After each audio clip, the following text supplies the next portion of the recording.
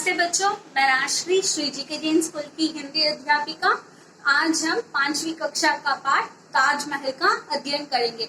मुझे ताजमहल एक बहुत ही ऐतिहासिक प्रसिद्ध इमारत है जो आज से करीब 500 साल पहले बनाई गई थी। इसका निर्माण मुगल सम्राट शाहजहां ने किया था।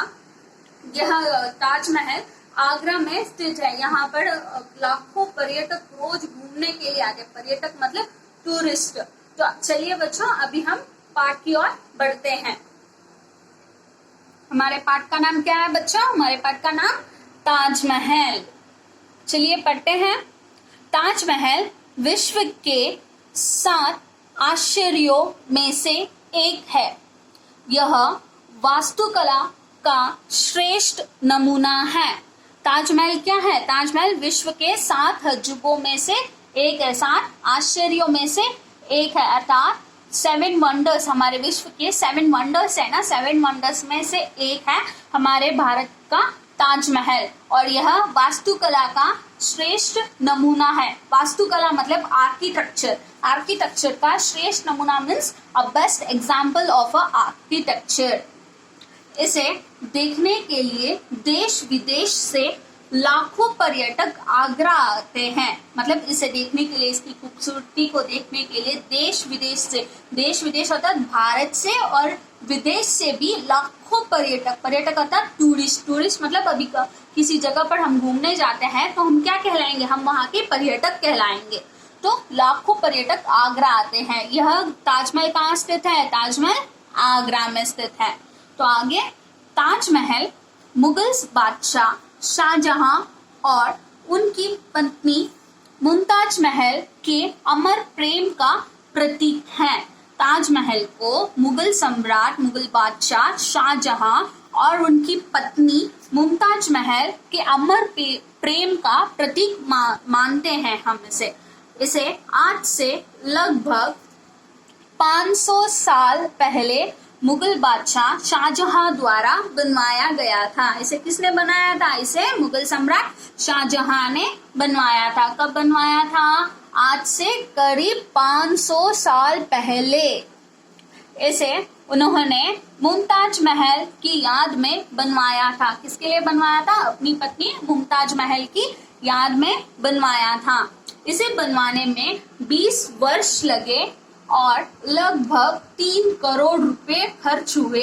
इसे बनवाने में कितने वर्ष लगे? 20 वर्ष लगे। और कितने पैसे खर्च हुए? लगभग 3 करोड़ रुपए। 3 करोड़ रुपए आज के इसमें भी बहुत बड़ी रकम है। उस जमाने में तो इससे भी बहुत ज्यादा बड़ी रकम थी वो। तो उस समय इसको बनवाने में 3 करोड़ रुपए खर्च हुए थे और 20,000 मजदूरों ने दिन रात मेहनत करके इसका निर्माण किया था।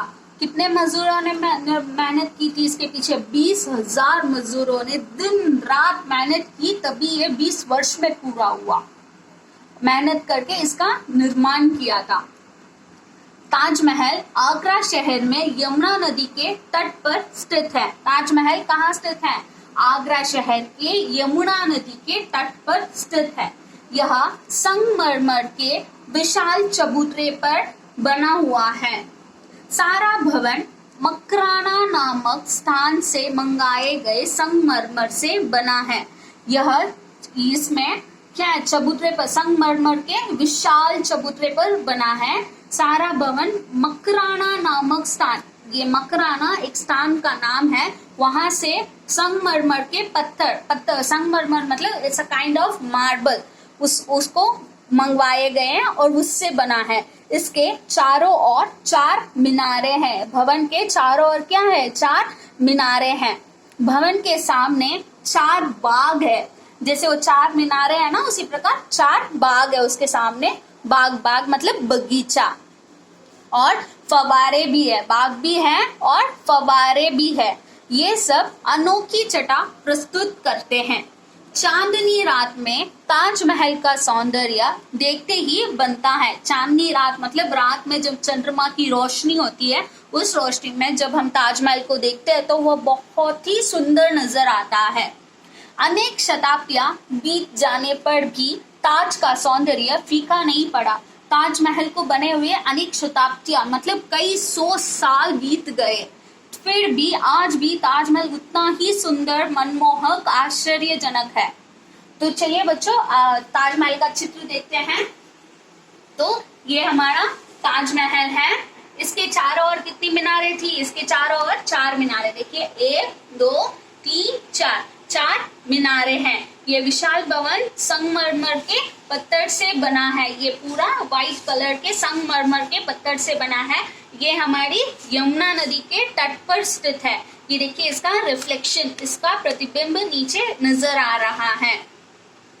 तो बच्चों इस प्रकार हमने क्या किया? आज ताजमहल पाठ का अध्ययन किया और ताजमहल के कई सारे विशेषताएं जानी। तो चलिए बच्चों अब हम इसके अभ्यास कार्य की ओर बढ़ते हैं। तो अभ्यास कार्य में सबसे पहले हम शब्दार्थ की ओर बढ़ते हैं। शब्दार्थ में सबसे पहला वर्ड है विश्व। विश्व का अर्थ होता है संसार, बादशाह, सम्राट। और बच्चों जैसे जैसे मैं बोलती हूँ, पढ़ाती हूँ, कृपया वीडियो को पॉज करके आप नोट करना शुरू कीजिए। ये सब आपके लिए बहुत अत्यंत उपयोगी सिद्ध है, इसलिए जल्दी से नोट कीजिए। रात, रात्रि, बाग, बगीचा, नदी, सरिता। फिर से एक बार पढ़ें। विश्व, संसार, बादशाह, सम्राट, रात, रात्रि, बाग, बगीचा, नदी, सरिता। अब हम अंग्रेजी में अर्थ की ओर बढ़ते हैं। अंग्रेजी में अर्थ पत्नी। पत्नी को अंग्रेजी में क्या कहते हैं? वाइफ। वाइफ की स्पेलिंग WIFE, वाइफ।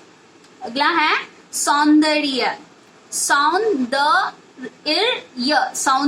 सौंदर्य का मतलब क्या होता है? ब्यूटी, सुंदरता, खूबसूरती। ब्यूटी की स्पेलिंग BEAUTY, ब्यूटी। अगला है संगमरमर। मैंने क्या कहा था? संगमरमर is a kind of marble. MARBLE, marble.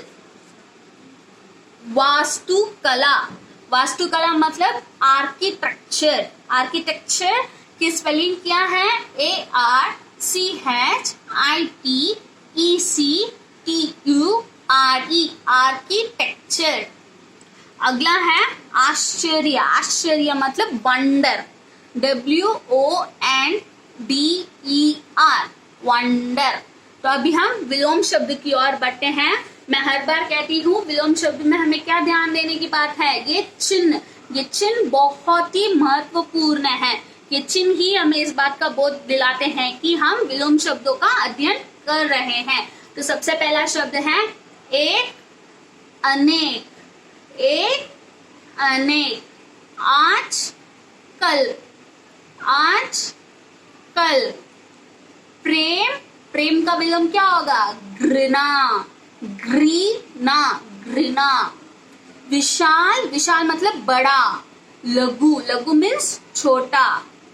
दिन, रात। अभी हम प्रश्न उत्तर की ओर बढ़ते हैं। तो पहला प्रश्न है हमारा, ताजमहल किन 7 आश्चर्यों में से एक है? किन 7 आश्चर्यों में से एक है?